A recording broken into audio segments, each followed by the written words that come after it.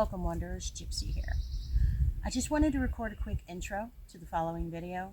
After a very emotional few weeks around the house, full of construction, strangers coming in and out, a culmination of so many things, not to mention what's going on in the world around us, but on Valentine's Day I had a bit of a bump in the sobriety road. I did not fall off the wagon. That being said, I did want to include in this intro a bit of a trigger warning. The following video will discuss topics such as abuse, substance abuse, physical abuse, psychological abuse, sexual abuse.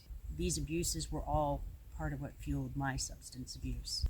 And as I have started documenting over the last 2 years my sobriety journey, I know that they were huge contributing factors to that.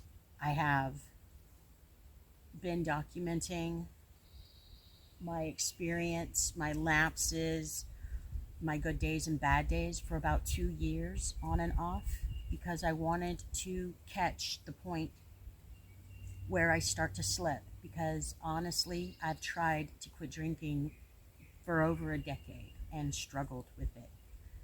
I would go well for a few weeks or a couple of months. But next Friday is my birthday. And it's also my 6-month anniversary of sobriety. And this is the biggest one. I'm so grateful for it. I'm grateful for my daughter who has supported me along the way. I am grateful for my spirit team, my ancestors and angels that I call on when I feel weak. They're with me all the time. And as I've remembered that and learned that, to call on them in my times of weakness, it's been momentous in this. I felt compelled to share this, or part of it, because I know what it's like to struggle. And as I'm starting to feel more confident in my sobriety, I know what it's like to be at that false start phase where you think you can do it and then you fall. The worst possible feeling would be to think that you were alone, because you're not. So many other people struggle. And I know for me, the meetings, the AA meetings were not going to work. I know enough about the program and the way it's set and structured that the Christianity aspect was going to be an issue for me. I used to be Christian. I am not anymore, and there's a reason for that. So finding my own path to sobriety has been a genuine struggle for over a decade. And as I'm starting to make progress, I do feel compelled to share some of that in the hopes that someone else who's at that starting line will be able to start with more confidence and know that they're not alone. Working on self-love, because today's Valentine's Day, was the main reason that I wanted to do the video today. My primary focus has been my sobriety and maintaining an attitude of gratitude about my sobriety. I've managed to stay sober and not drink alcohol through a very stressful time. And for me, that is quite an accomplishment. I'm grateful that I've found that strength, because it's something that I didn't realize I had. So it helps me to think what other resources I might have, what other strengths and superpowers that can help me. I'm very grateful for my sobriety. And I know that that gratitude will help me to hang on to it. The main reason I wanted to make the video was to send the message from a place of self-love. It's hard sometimes when you've struggled with addiction or when you have a history of abuse to believe that you're worthy of love, of a life without fear. Because if you deserved it, why wouldn't you have had it? That's the thought process. That's what comes to mind is, well, if I was really, worthy of love, wouldn't somebody love me? Especially as a kid, when you're told that you will never amount to anything other than. And those are the impressionable early years, the years that you're supposed to hear good things like you did well. Keep trying. It's okay to fail. It's okay to fall. It's not okay to stay down. No one told me those things. And you get older, and people who've had a healthy upbringing, they're like, don't you know this? Why are you sitting here in a world of self-pity? Because this is what I've always heard. This is what I've always known. And to rewire yourself, it is emotionally painful.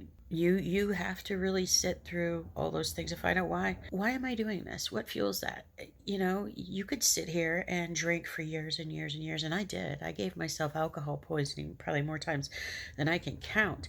And every single time I would ask myself, why did I do that? Why was there not a point where I said, okay, probably enough's enough? Why don't I love myself enough? So working on self-love is a big part of my soulbriety journey. Not everybody is told, but everyone deserves love. Everyone deserves happiness. For me, sobriety has been a real struggle. The people that I chose to keep in my life, the roles that I took on, whether because social norms say that you're supposed to do that, or because I just took on the responsibility, it became overwhelming, and ultimately escape was only found through things like alcohol, or when I lived in Illinois where certain products are legal, there was that as a resource. But I'm going to go to jail for a plant. It's not legal where I live, so I don't have that resource. Alcohol has done a lot to my body over the years. I gained a lot of weight. I've experienced health issues. And then the issues that I was drinking to escape from obviously never went away. For me, I knew that I had to get out. I had to find a way out. A common way to deal with alcoholism or drug addiction would be to go to meetings. I know the truth I carry in my heart. It resonates. And I don't believe that my salvation will be found in a building, a book, or through a dollar.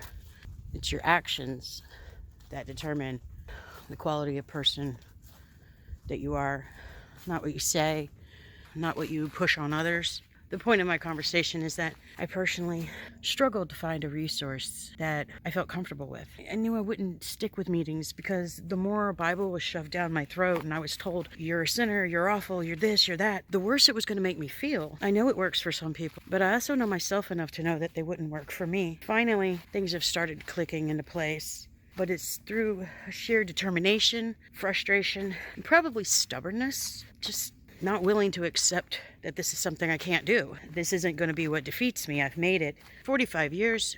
I've been sexually assaulted, abused, physically abused, mentally abused. Some of these things, I put myself in the situation, could have removed myself from the situation, and I will own my part.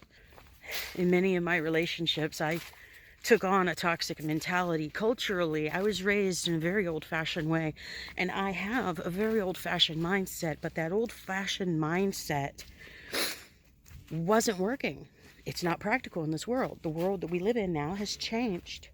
So when I grew up seeing and believing that, the men were going to take care of the family and they were going to provide financially, and the women were going to make sure that all the ends were met and everything occurred the way that it should. She was going to cook the meals and raise the kids and all that. But in this society, the demands, it's not practical and it's not fair for either party. That sort of situation leaves the parties feeling unappreciated and overworked, and resentment builds up very quickly. And so, unfortunately, culturally, another thing that we don't do is communicate. Wanting something to happen doesn't make it a reality.